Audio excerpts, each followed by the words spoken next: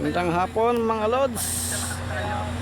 For today's video, another day, another duty naman dito sa Tier 4 Yaong Quezon.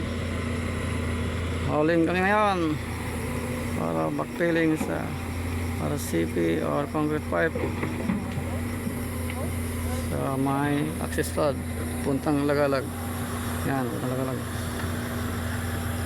Naming dump truck DT07 Isoso Bulay Beam, Isoso DT02 Bulay Beam at Komatsu PC 500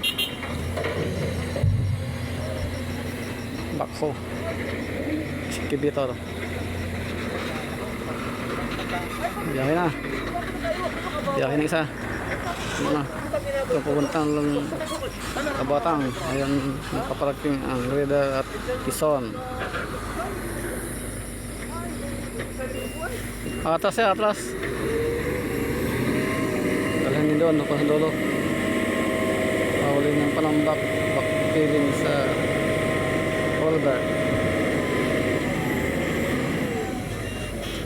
Sa may double barrel.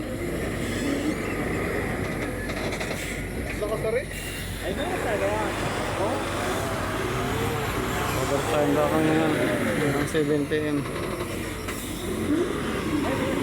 Nandito lang mga lods.